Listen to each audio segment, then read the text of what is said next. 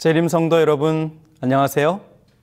한국연합회 세계선교부를 섬기고 있는 김성민 목사입니다. 저는 이 시간 한국 재림선교 120주년을 맞아 온 세상에 복음을 증거하기 위하여 120년 전 한 민족을 선택하신 하나님의 섭리를 소개하고자 합니다. 먼저 하나님의 말씀 마태복음 24장 3절과 14절을 낭독하겠습니다. 예수께서 감람산 위에 앉으셨을 때에 제자들이 조용히 와서 이르되 우리에게 이르소서 어느 때에 이런 일이 있겠사오며 또 주의 임하심과 세상 끝에는 무슨 징조가 있사오리이까. 이 천국 복음이 모든 민족에게 증언되기 위하여 온 세상에 전파되리니 그제야 끝이 오리라. 조선 말기의 농민들은 자신들의 터전을 버리고 해외로 노동 이민을 가게 됩니다. 그 이유는 일본의 침략과 배고픔을 가져온 흉년, 그리고 과도한 세금 징수였습니다. 많은 사람들이 이러한 시대적 어려움과 각자의 사정으로 인해 단신 또는 가족 단위로 이주를 신청했습니다. 신청자들은 일본에서 최종 신체 검사를 한 후 이상이 없는 사람들만 하와이의 사탕수수 농장으로 보내졌습니다.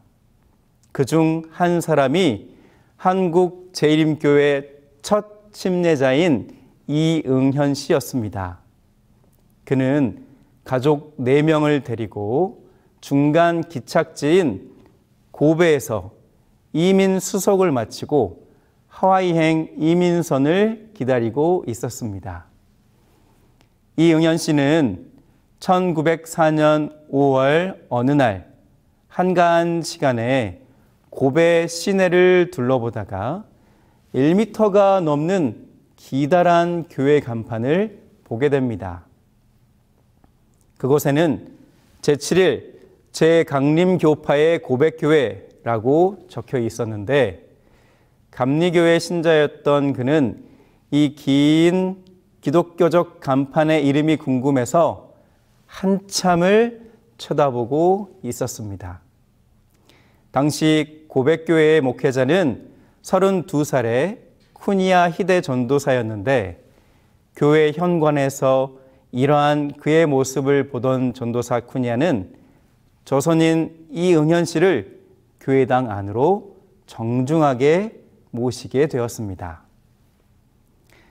막상 교회 안에 들였지만 두 사람은 언어적 장벽으로 소통이 힘들었습니다. 이런저런 방법 끝에 한문으로 필담을 시도하게 되었으며 이를 통해 간판의 명칭이 안식일과 예수의 재림에 대한 취지임을 알 수 있게 되었습니다. 흥미를 느낀 이응현 씨는 그 다음 날부터 계속적으로 이곳에 찾아와 재림교회의 교리를 배워 나갔습니다. 복음의 진리를 경험한 그는 이민을 포기하고 한국으로 돌아가 복음을 증거하고자 했지만 이민을 지도하는 인솔자의 만류로 다시 배에 타기로 결심하게 됩니다. 하지만 하나님의 섭리로 배에 오르기 얼마 전 그가 눈병에 걸리게 되어 이민선에 오르지 못하게 됩니다. 그래서 그는 20여일을 고베에 더 머물며 눈병을 치료하게 됩니다. 이 기간 그는 다른 한 사람을 더 데리고 고베 교회에 가게 되는데 그 사람이 바로 함께 침례를 받은 손흥조입니다. 이들은 날마다 교회에 찾아가 말씀을 배웠으며 마침내 안식일에 교회에 출석하여 예배에 참석하였으며 그날 늦은 밤까지 말씀을 연구하였습니다. 그날은 하와이로 가는 배가 출항하기 하루 전 토요일이었습니다. 그 토요일 밤에 두 조선인들이 중점적으로 배운 신앙의 주제는 침례에 대한 성경의 가르침이었습니다. 이로써 침례의 성서적 기초에 대한 확신을 하게 된 두 조선인 구도자는 그들이 비록 이미 세례를 받은 그리스도교 신자들이긴 했지만 침례 받기를 원했습니다.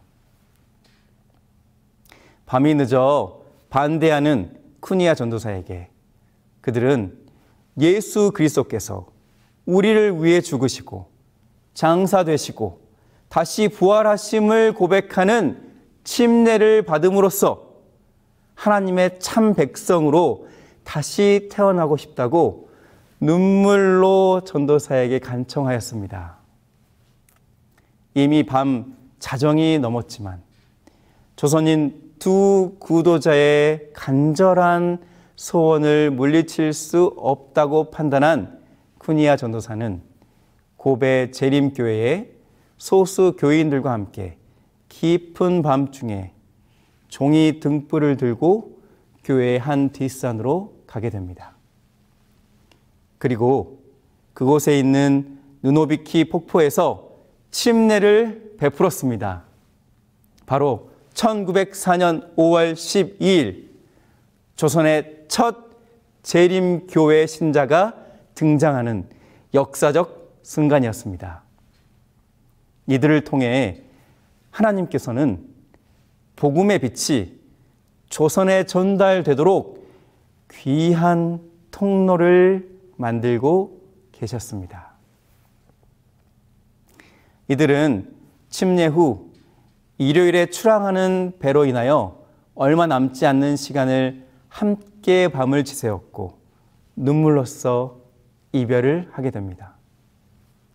그런데 흥미로운 점은 이응현 씨는 계획대로 하와이로 그날 저녁 배를 타고 출항하였지만 손흥조 씨는 어떤 결격 사항 때문에 그 배에 오르지 못하고 조선으로 귀환해야 한다는 지시를 받게 된 것입니다. 손흥조 씨는 어렵게 결정했던 하와이 이민이 좌절되어 낙담하였지만 또 한편으로 고베에서 배운 안식일과 재림신앙과 진리를 조선에 전파해야겠다는 각오로 돌아갈 준비를 하게 되었습니다. 그리고 조선으로 돌아오던 배 안에서 훗날 임기반 목사로 불리게 될 임형주 씨를 만나 여러 날 항해하면서 복음을 증거하게 되는 것입니다. 한국 선교는 이렇게 시작되었습니다. 이처럼 하나님께서는 120년 전 복음의 불모지였던 조선에 진리의 빛을 세우시고 그 빛이 성장해 가도록 도우셨습니다. 그로부터 120년이 지난 지금 한국에는 804개의 교회와 849명의 목회자 그리고 26만 4천여 명의 재림 성도가 안식일의 진리를 증거하고 있으니 이 얼마나 하나님의 은혜입니까? 서두에 말씀드렸듯이 하나님은 이 천국 복음이 온 세상에 증거되기 원하십니다. 120년 동안 한국 교회의 성장을 그 누구보다 기대하며 기다렸을 뿐 아니라 120년 동안 이 천국 복음을 온 세상에 전할 교단이 되도록 역사하고 계신 것입니다. 이제 우리의 시선이 세계를 향하길 바랍니다. 우리가 사는 이 지구에는 120년 전의 조선처럼 복음을 접하지 못한 수많은 영혼들이 있습니다. 그중 대표적인 곳이 바로 1040 윈도우 지역입니다. 이곳은 북위 10도와 40도 사이에 있는 중동과 아프리카로부터 아시아까지의 나라들을 말합니다.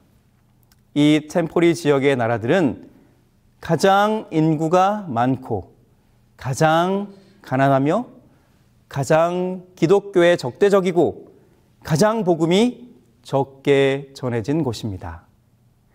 33억이 넘는 인구가 이곳에 살고 있지만 그중 95%가 복음에 대하여 들어보지도 못한 영혼들입니다. 사랑하는 재림 성도 여러분, 우리 주님이 이 땅에 다시 오시기 위하여 우리에게 주어진 큰 사명과 거룩한 부담을 느끼지 않으십니까? 재림 성도가 재림을 기다리는 것은 아무것도 하지 않고 가만히 앉아 기다리는 것을 뜻하지 않습니다. 오히려 적극적인 기다림이어야 합니다. 예수님도 이렇게 말씀하셨습니다. 또 이르시되 너희는 온 천하에 다니며 만민에게 복음을 전파하라. 또한 재림교회 주석은 이렇게 권면합니다. 구원의 기별은 지구의 가장 먼 지방에까지 전파되어야 한다. 만일 이스라엘이 신실했더라면 실제적 이스라엘 민족에 의하여 옛날에 벌써 성취되었을 것이다. 이 영광스러운 약속의 성취를 위하여 하나님과 함께 일하는 것은 오늘날 교회가 수행해야 할 위대한 과업이다. 아멘. 그렇습니다. 예수님께서는 우리가 온 천하, 즉 지구의 가장 먼 지방에까지 다니며 복음을 증거하길 바라십니다. 그분은 우리를 통해 그리고 우리의 협력을 통해 세상 끝이 오기를 기다리고 계십니다. 사랑하는 재림 성도 여러분, 하나님께서는 천국 복음을 온 세상에 전파하기 위하여 우리를 택하셨습니다.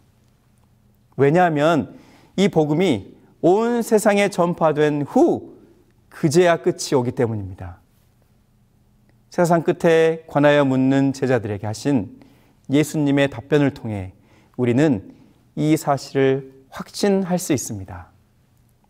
이 천국 복음이 모든 민족에게 증언되기 위하여 온 세상에 전파되리니 그제야 끝이 오리라.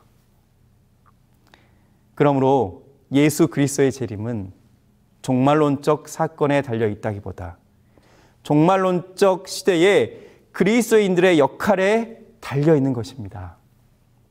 우리의 눈과 관심이 마지막 시대의 징조적 사건에만 초점을 맞추기보다 오히려 복음 증거의 선교 사업에 우리의 초점과 관심이 있어야 할 것입니다. 많은 사람들이 재림의 징조인 전쟁과 기근, 박해, 지진 등 징조에 관심을 두지만 그러나 더 중요한 것은 바로 복음이 온 세상에 전파되는 것입니다. 이러한 복음 증거에 대한 거룩한 부담감으로 세계 선교 사업을 위해 헌신하기로 결심한, 그래서 선교지에서 활동하고 있는 한국의 선교사들이 있습니다. 이들은 총 100여 가정으로 전 세계의 26개 나라에 상주하며 예수의 재림을 촉진시키고 있습니다. 여러분, 이들을 위하여 다음의 세 가지로 함께 해주시기를 호소합니다.